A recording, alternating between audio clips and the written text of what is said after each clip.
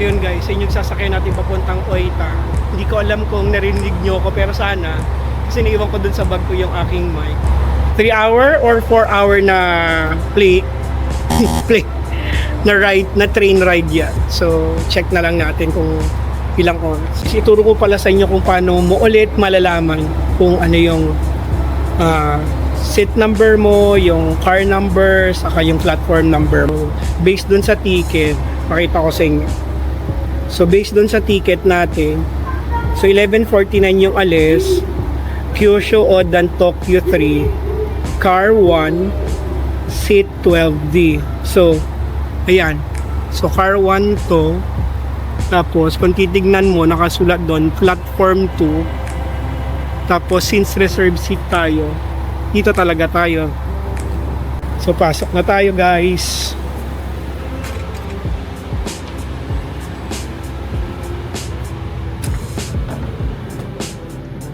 So yun, so makikita mo naman dyan sa taas yung mga seats.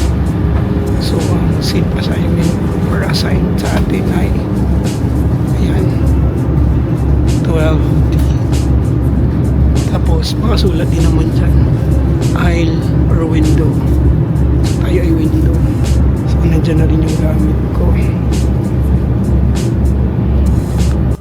Nakaalis na yung limited express train bound for Oita. So dalawang station pala to. So una pala ay pupunta siya ng Aso, saka siya pupunta ng Oita.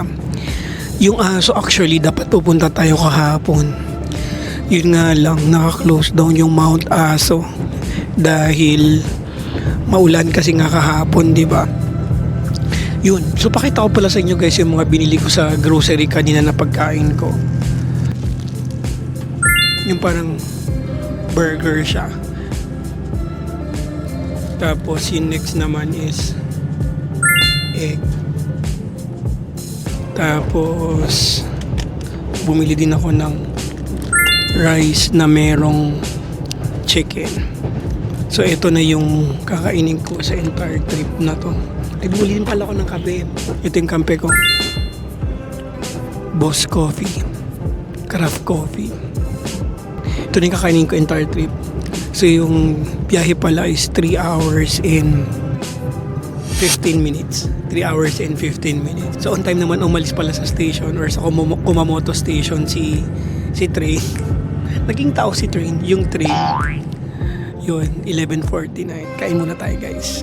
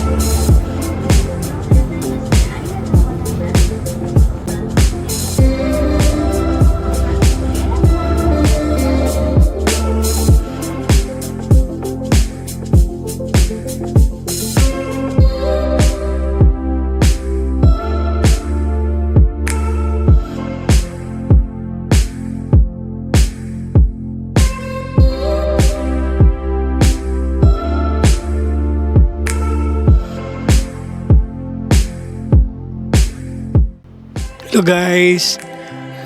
Finally, nakarating na tayo sa last prefecture natin for this Kyushu trip. Ito yung Oita Prefecture. So yung first stopover natin is, ewan ko nakikita nyo, Beppo. So nasa Beppo na tayo. So yun, nasa train station muna tayo para mapakita ko sa inyo kung ano yung tsura ng train station nila dito. Currently, it's 12 degrees. Mag-explore naman tayo, mag-adventure tayo dito sa may Beppo, sa may Oita Prefecture. By the way guys, mag-check-in muna tayo sa hotel natin. So yung hotel natin ay malapit lang din dito sa station. 3 or 5 minutes na walk lang. So normally if naghahanap ako ng hotel dito sa Japan, gusto ko malapit lang sa station para mabilis lang i-navigate yung mga pupuntahan natin.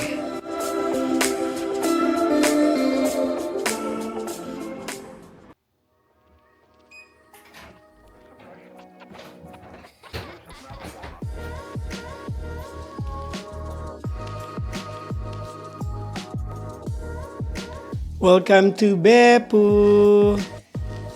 Welcome to Beppo guys! So, nandito na tayo sa Beppo. Beppo ay part ng Oita Prefecture, under Kyushu region pa rin siya. So, ito na yung last leg ng ating Kyushu adventure. So, we'll be staying here for 2 days. So, naka-check-in na rin pala ako. Nasa kwarto na ako, nasa room na ako sa hotel. Ang pangalan ng aking hotel ay Hotel Seawave Beppo. As usual, malapit pa rin siya dun sa station. Pakita ko sa inyo kung saan yung station.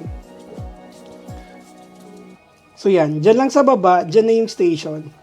As in, sobrang tatawid lang ako guys. Yan na yung Beppo Station. So galing tayo ng Oita Station, tas dito tayo nag-end ng ating trip from Kumamoto.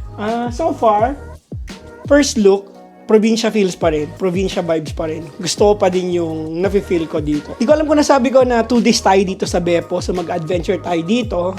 May mga papasyalan na tayong naka-line up. Bali tonight and tomorrow, Beppo tayo. Tapos on Saturday, Yufuin naman tayo. So yun. So, room tour ko kayo guys. Pakita ko sa inyo yung room na nabook ko sa booking.com na sobrang mura lang talaga guys. So, room tour muna tayo guys. So, ayan yung front door. Tapos, sa side ng front door, nandyan yung cabinet. Ayan. May hanger. May room spray. Tapos may brush. Tapos may full-size body mirror. Tapos, nandyan yung toilet and bath. May lalagyan ng luggage at mayroon ding 2 drawer sa ilalim. Tapos may working table, may phone, may pen and paper, may remote, may TV, may mirror ulit. Tapos nandyan yung password ng wifi, may coffee nook. Tapos ayan yung ating view sa ating hotel, napakaganda. Tapos may air purifier. Tapos may mini fridge. Ayan yung kama natin. Magre-request na lang tayo ng additional na pillow. Tapos dito, andyan yung coffee cup, andyan yung drinking cup, may flashlight, tapos andyan yung kettle. So ito yung view from my hotel.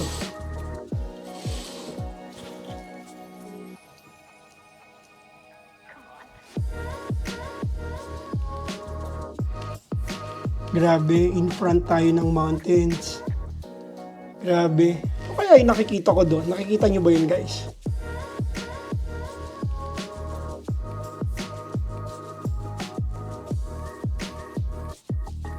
Kaya yun. So yun, mountains. So, Diyan lang yung Beppo Station, guys. As in, sobrang tatumbling lang tayo. Ayun o. Beppo Station, nakikita nyo ba, guys?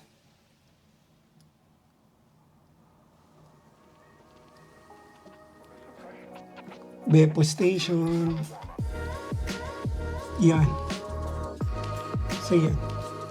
By the way, guys, dito pala sa Beppo, kung di ba nagkakamali, onsen capital siya ng Japan. Pero comment down below pag mali ako, ha. Feeling ko lang. So, yun. Dito sa hotel ko may mismong onsen na. So, mag-onsen tayo bago tayo mag-dinner. So, yun. Enjoy mo natin yung view, guys. So, guys, all set. Ready na ako mag-onsen. So, itong bathrobe na to is provided dito sa hotel. So, nakikita nyo naman, Sea Wave, sabi niya. Masyado tama ba ito? Sea Wave.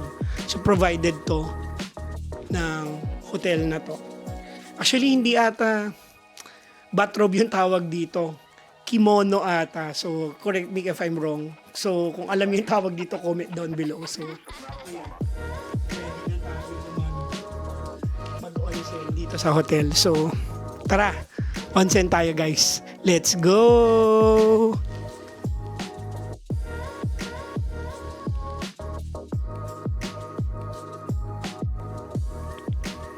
So yun, guys, I'm back sa aking hotel room. So yung onsen pala ay nasa second floor lang ng hotel. Ayun, siguro nag-spend naman ako doon ng mga more than 30 minutes. Mga 40 minutes the most. Dahil may mga kinausap ako mga Japanese na parang tatay ko na sila. Wala lang, nakikipagkwentuhan lang ako sa kanila. Alam mo yung tinatry nila mag-English, tinatry ko na mag-Nihongo. Or nagkakaintindihan naman kami. So, kahit papano, may napag-usapan naman kami. So, tinatanong nila ko ano daw yung saan bansa daw ako galing. Tapos, ano daw yung masarap na pagkain sa Pilipinas. Tapos, tinanong ko naman kung anong recommended nilang pagkain dito.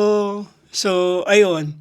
So, ang dinirecommend nila dito ay karage. So, dito daw ang best karage sa Japan, according to them, ha. So, comment down below kung mali sila. Pero Japanese sila, so tama sila doon. So, yun. So, magbibihis lang ako, tapos bababa ulit ako, tapos hanap ako ng kakainan ko.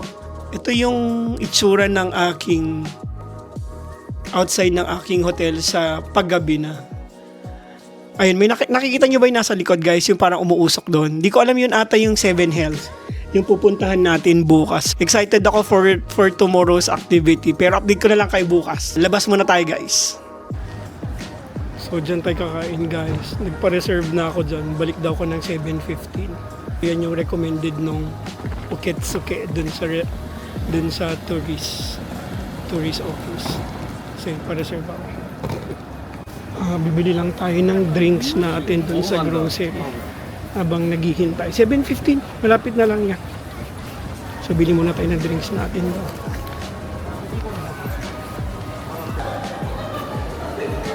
So, nasa station ulit tayo, guys.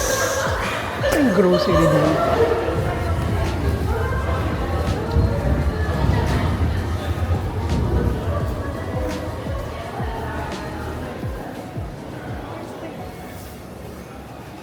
So, yan, tignan natin dito.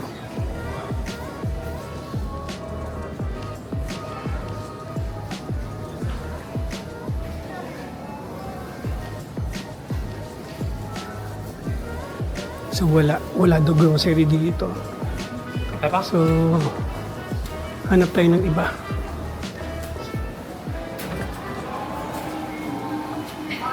Beppo Brew.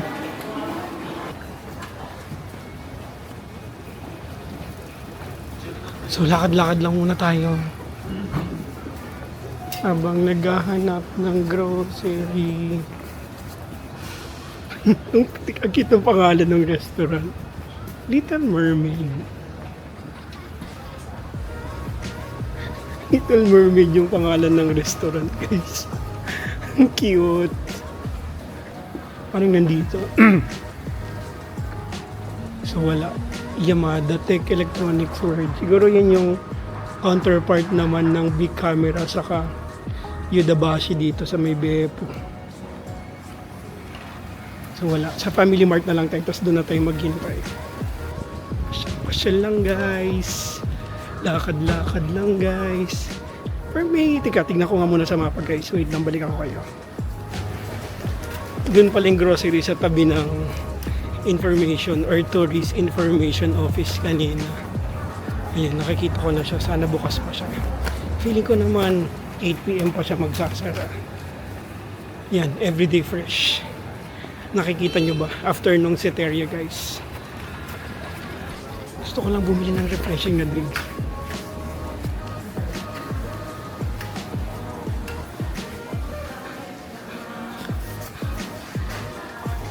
Nakikita ko ng grocery guys. Ay, mag-ATM pala ako. So may bookstore.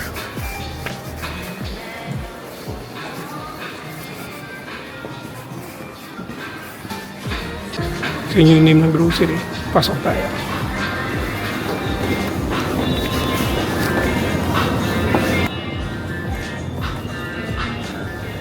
Ay, wala pala tayong tubig. Bili natin tayo ng tubig. Saka dali muna natin dun sa hotel.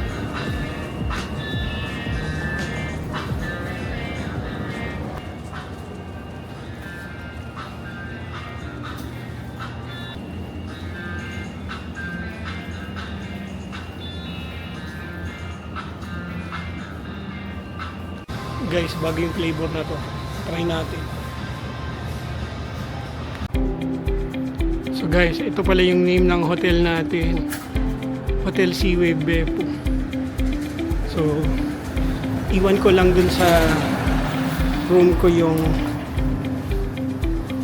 pinamili kong mga drinks. Samahan nyo ako guys.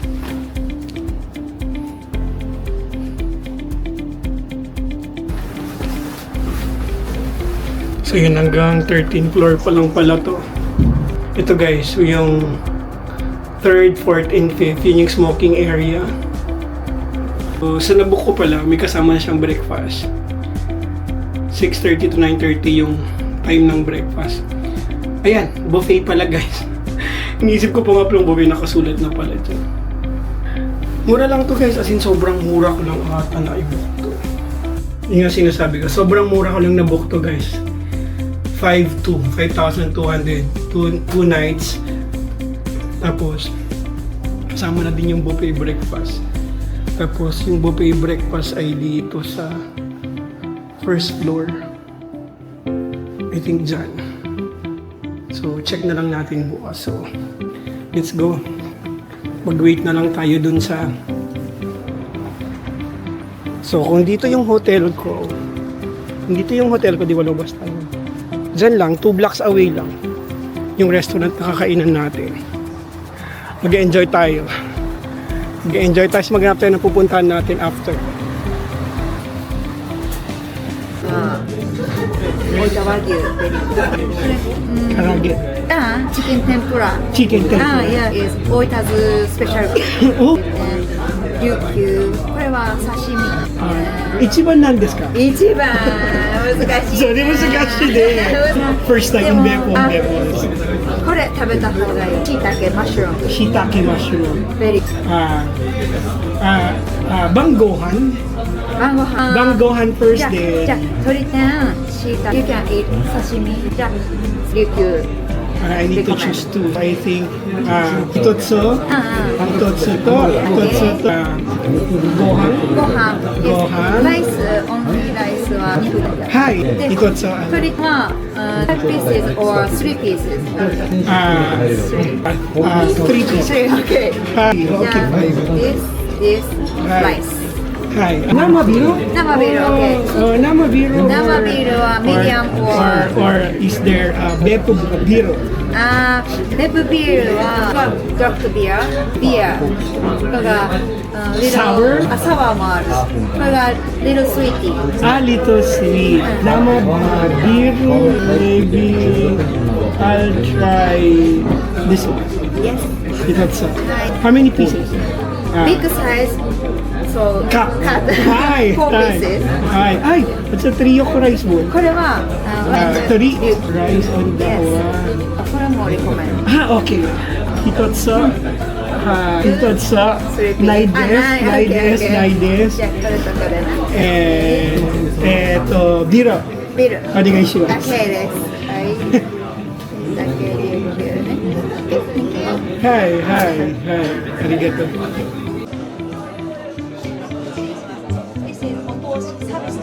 Hi, arigato. So yun guys, dito ako sa isang isakaya nila. So, dito mag-order sa iPad nila. May English menu naman siya. So, pero nagtanong ako kay ma'am kung ano yung recommended niya. So, yung recommend sa atin is parang rice bowl, tapos shirataki mushroom, saka kung anong recommended niya na beer. So, ang recommend sa akin na beer is, ang tawag sa kanya ay Kaboso Vinegar Sour. So, medyo sweet daw siya. Ay, sorry, mali. Kaboso Vinegar Beer. So, medyo sweet daw siya compared dun sa Nama Biro or yung draft beer nila. So, itatry natin kasi Beppo exclusive daw yan. Yun. Pero pag may gusto pa ako mamaya, pero gusto ko itry yung chicken nila. Pero mamaya na, try natin. Inom muna tayo ng isa. Cheers guys! Welcome sa Beppo! Cheers, cheers! Mas sweet nga siya kaysa sa draft beer. Masarap. Masarap siya. In fair. Masarap siya. Kaboso Vinegar Beer. Ang sarap. Sometimes minigay sila dito na Morio or free. So, appetizer siguro to. Try natin mamaya. Yung menus kasi nila dito, naka-Japanese kasi siya. So, ayan. So, pag para sa mga foreigner siguro is, para sa foreigner is dun yung iPad. Check pa natin kung ano yung mga, may sake din sila dito. Japanese sake. So, yun. Check natin, guys. So, yung pangalan pala ng restaurant, guys, ay, ayan. Sumission. So dito lang siya matatagpuan in front lang ng Beppo Station. So yun. So pakita ko lang sa inyo ano yung mga pagkain dito. By the way guys, isakaya pala siya. Pag isakaya so mas inuman siya, mas pulutan. Pero nagsaserve din naman sila ng mga rice. So yan. So sikat daw yung oden dito. Ayan, oden. Tapos puro oden lahat. Pag oden kasi ibig sabihin noon parang binabad talaga. So lahat oden yan. Iba-iba lang yung laman niya. So may appetizer, chicken liver, raw red chili pepper, celery, pickled quail egg. So most likely mga appetizer nila. So sashimi daw sabi niya is recommended daw dito. So, hindi ko alam kung tatry natin yung sashimi or yung chicken kasi pareho lang. Taste of Oita naman. Ayan, chicken tempura. So, yan. Yung in-order para natin, guys. Rocky rice bowl. Tapos, ayan. Charbroiled shiitake mushroom. Pag-isipan natin yung chicken tempura. Fried food, may yakitori. May grilled. So yun, may omelette. So yan. So basically yan na yun guys.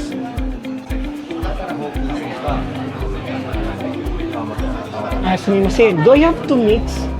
How to eat? Mix then eat? Sauce. Oo. Arigato gozaimasu. So, sauce daw pala. So, yun. So, guys, hindi pala tayo mag-order ng sashimi kasi this mo may sashimi na siya. So, pakita ko sa itsura ng sashimi.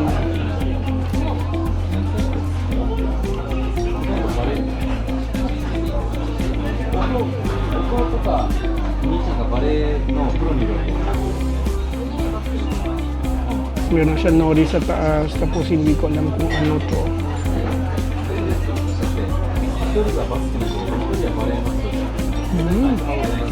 Mix na nga lang natin.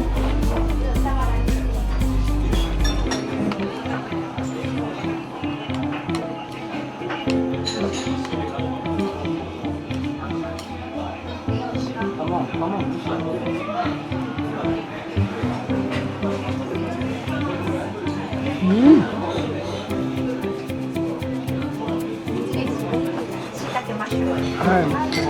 Arigato gozaimasu.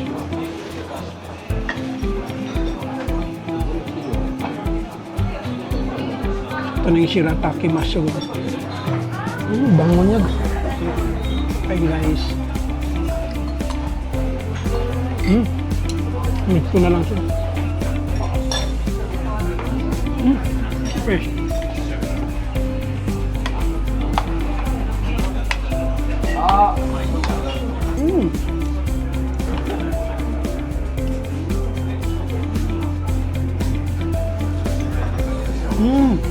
Sarap din ang apitasyo. Tignan naman natin yung shirataki mushroom. Nanginginig yung kamay ko.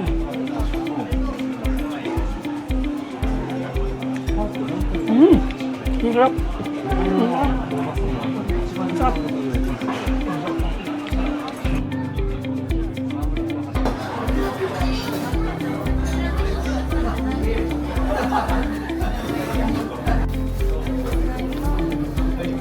Okay,はい、ありがとうございます。 arigato, easy desu ne. ありがとうございます。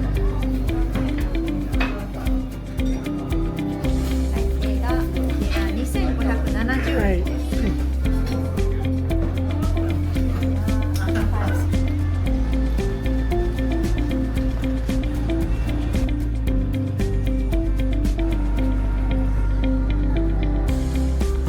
Lakad lang tayo guys. Tingnan natin ang makikita natin dito. Para ma-feel naman natin yung depo vibe. Uy, ang sarap ng beer. Grabe. Tuwa talaga ako sa beer. Beppo Brewery. Uy, parang gusto ko rin uminom dyan na.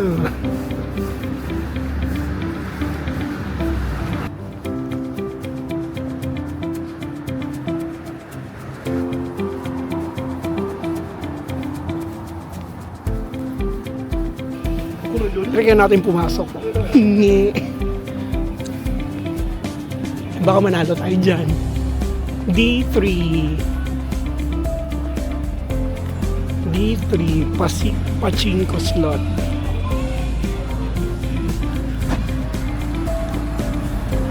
Lakad lang tayo ng lakad kasi according kay map, diretsuin mo lang to. Papunta na siya dun sa may seaside eh. May shopping street din sila dito. Tawag sa kanya Sol Paseo Ginza. Tingnan natin. Makikita natin dyan.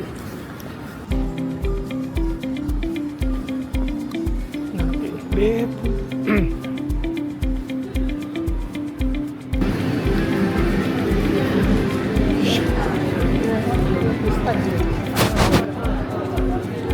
Kung ano yung kinalaki dun sa Kumamoto Shopping Arcade, parang kalahati lang dito.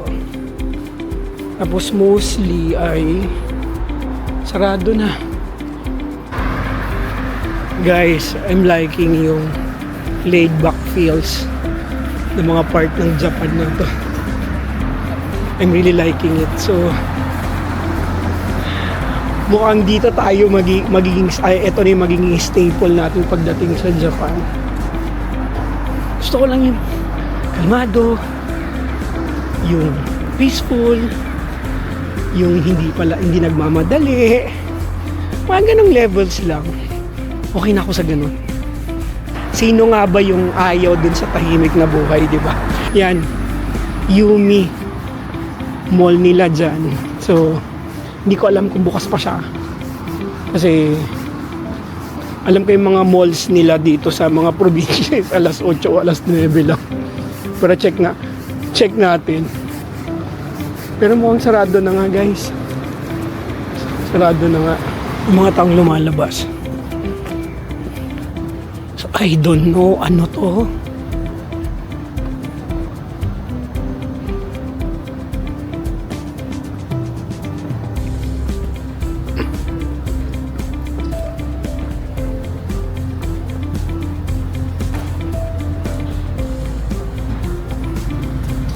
May small alley dito. Mukhang Isakaya area.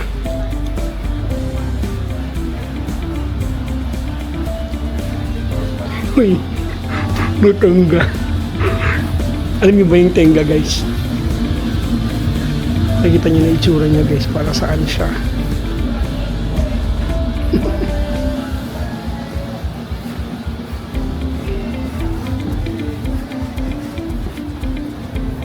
Ano to? Ba't may flag ng Philippines?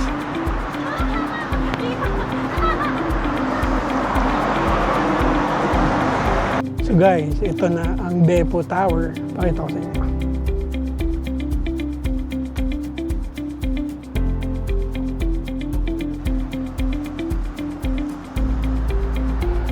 So guys, nasa likod ko lang yung Beppo Tower.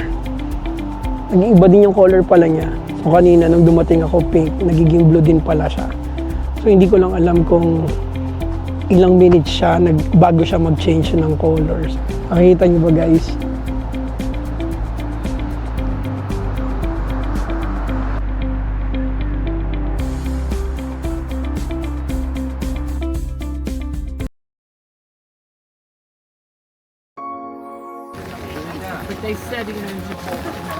So yan yung pag dito ka lang sa isa.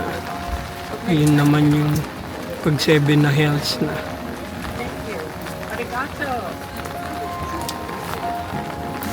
Doko. Doko. Pretty, look, beautiful moon.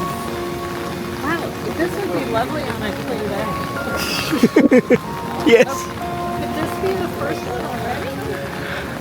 First of the fifth on this area. I think we have to move to another area for the 6th and the 7th. Yes, that's correct. But actually, this area is actually just 1 and 2, and then we have to go across the street. Yes, yes. That's a cherry tree. Hi. Hi. Hi, sorry. Since I've been talking to them for how many days, like,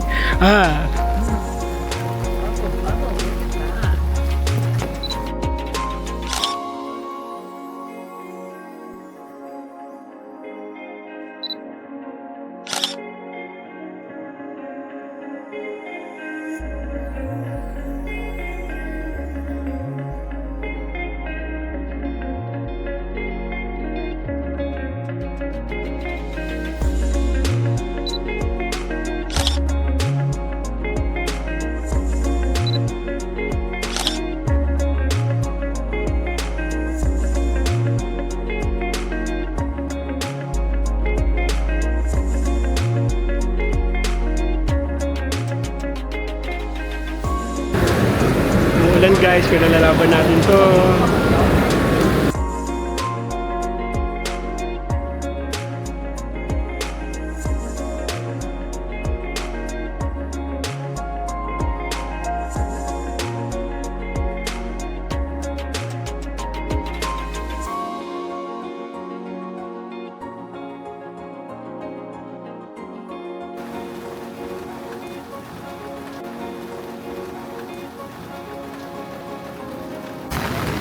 Punta na tayo sa second hill.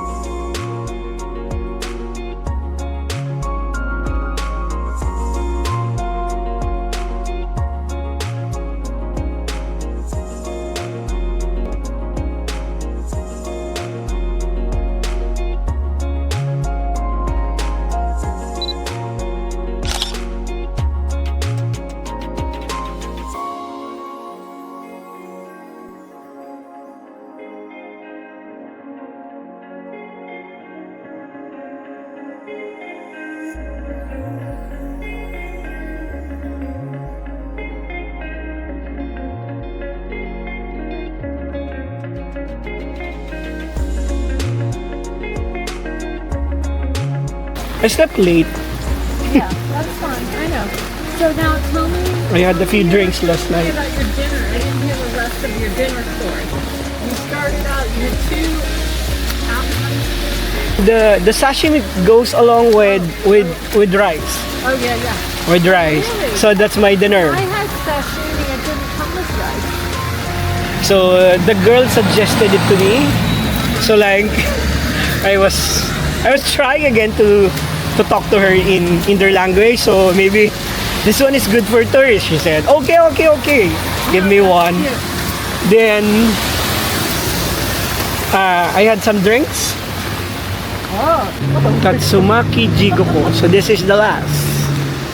you know what? Mm-hmm.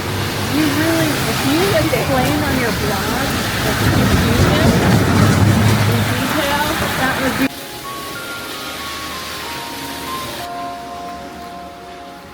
I asked if I can take videos. Okay.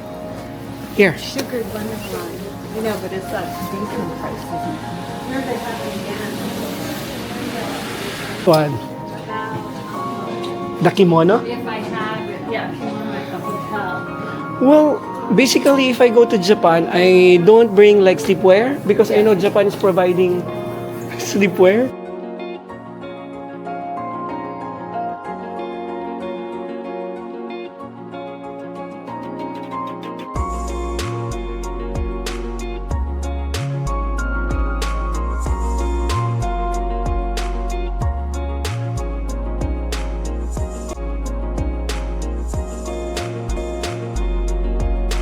After today, right? After all the walking and the almost slippery, Cold and wet.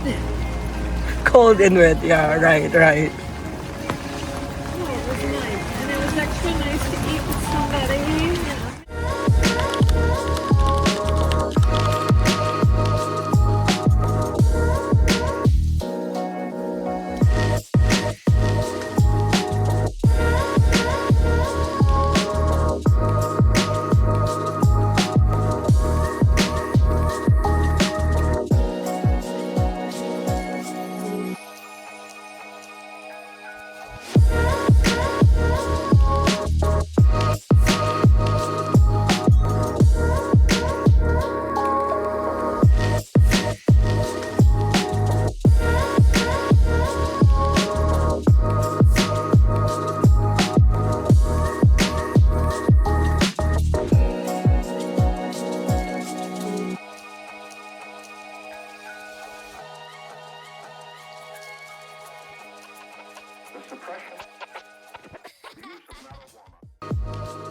He felt like he didn't enjoy life enough. You know, like you were talking about your mom is not really comfortable with travel. That could have been a factor for him. Like maybe he didn't want to be going places on his own, you know, without her. Yeah. I've heard that happen. But also, you know, everyone, I think you can't feel, you can live fully for sure, but you can't feel regret for your dad. You don't know. You never had that discussion with him.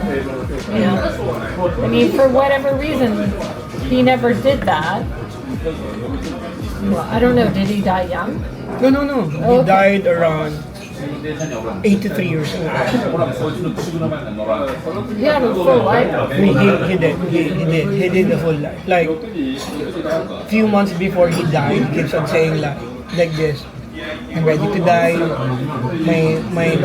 My son and my daughters are already settled. They're okay. Oh, So he was like that. So he was like saying that I'm ready to die. I'm ready to die. okay.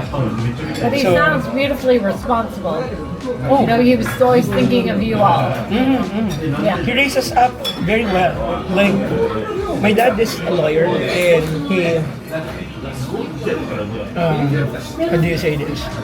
He provided everything we know. He provided, he brought us to good school. That's why we landed to good work and all. Yeah. And my father taught us to be, always to be kind and to be, to share. Nice. I hope I was able to show you that to you today. Absolutely, absolutely, absolutely. So that's it. So going back to your question, why did I learn about the language? Why did I plan to learn your language? So I really wanted to at least once in my life to learn another language.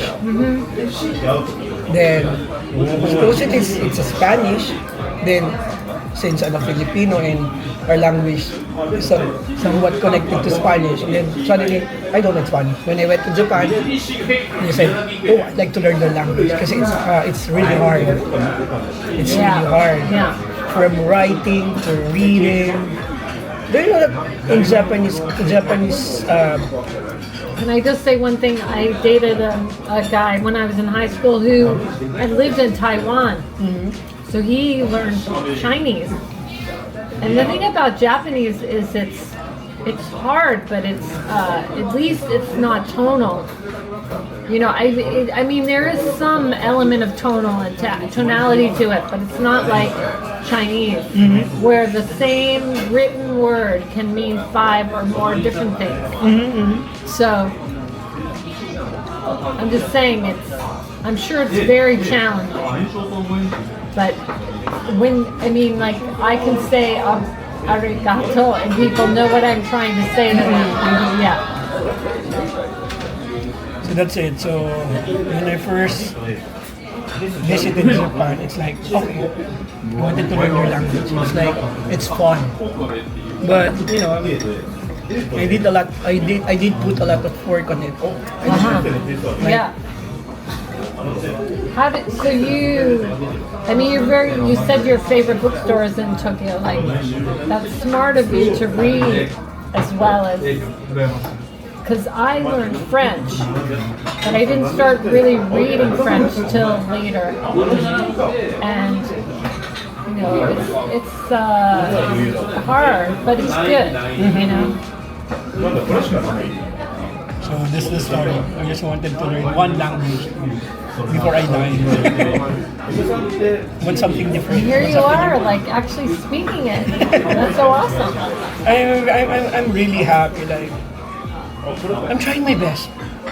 Gambaru. Gambaru is trying your best in Japanese. Gambaru. Very good. Very good.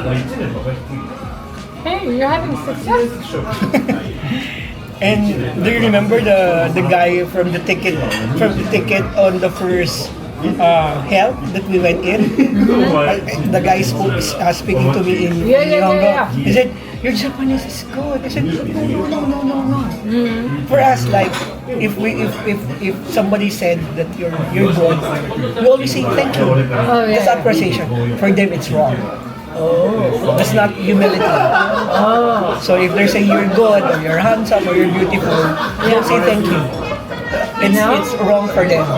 In their culture, it's wrong for them. So what's the right response? No, I'm not. No, I'm not. You have to be more humble. So I said when he said to me like, "Juzo Nihongo wo." He said, "You're good in Nihongo." I said, "Mata desu." No, I'm not. I'm just learning. And he likes that. Yeah, he smiled. He smiled. He's like, he knows the real Japanese mind. Sometimes they're actually trying testing it. If you're really, if you know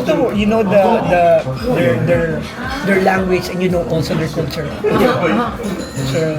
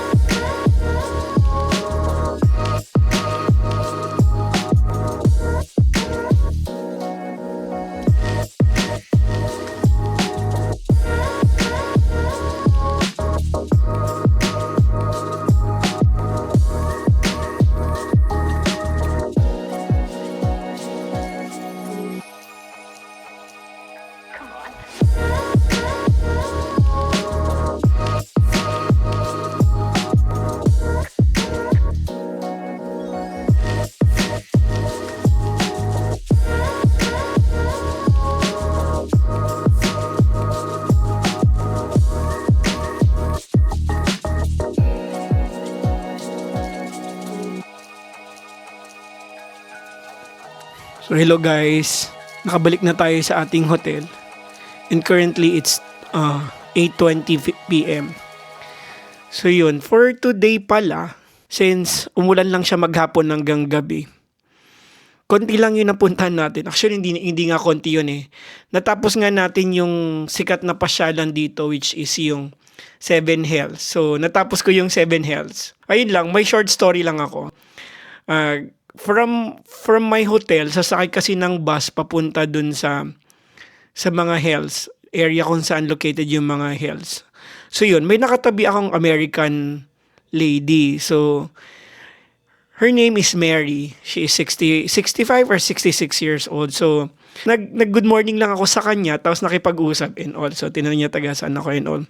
Tapos nagkikwentuhan lang kami dun sa bus. Actually, nakakahiya nga kasi di ba nga dito sa Japan, yung Japanese culture, parang hindi nila ina-advertise or hindi nila in-encourage na makipag-usap sa bus or sa train, di ba? So yun, nakipag-usap naman ako kasi parang natuwa naman akong may kausap. So, kwento-kwentuhan, dumating na kami dun sa area, sabi niya sa akin, "You wanna go to the hell together?" Sabi niya sa akin. Sabi ko, "Sure," sabi ko, "we can go together," sabi ko. So yun, magkasama kami, nag-ikot ng lahat ng hell para pasyalan yung Seven Hells na nandito sa Beppo. Ay, nakakatuwa. Para ko siyang nanay, kumbaga. Kasi ang dami niyang lessons na sinasabi sa akin. Like, i-enjoy ko daw yung buhay ko, i-enjoy ko daw yung pera ko, pero don't forget daw na mag-save. Nakakatuwa lang kasi parang kasama ko lang yung nanay ko na namamasyal dito. Tapos at her age, ang lakas niya maglakad, parang hindi mo feel na hinihingal siya and all. First time daw niya mag-Japan. Kasama ko siya sa buong trip, sa buong adventure, hanggang pag-uwi. Tapos, magkasama rin kami mag-dinner. So, sinama ko siya dun sa dinner place kung saan ako kumain kagabi. Dahil sabi niya, hindi daw masarap yung kinainan niya. At natuwa naman ako kasi natuwa at nabusog naman siya dun sa restaurant recommendation. So, ang dami ko lang learnings today sa kanya. Kasi, alam mo sa age niya, parang ang dami niyang lessons na shinare sa akin sa buhay, sa pera, and all. Natuwa naman ako at nag-enjoy naman akong kasama siya. Yun, nag-exchange din kami ng sa isang messaging app, hoping na next time pag nandun na ako sa area niya, hopefully sa New York, ma-visit ko siya at mapasyal din naman daw niya ako. Ano pa nga ba? So, since maaga pa, mag-onsen ulit tayo. Tapos, since ang onsen naman is hanggang 12 midnight. So, maaga-aga pa. Dito ko na i-end yung vlog, guys. Thank you sa pagsama sa akin for today.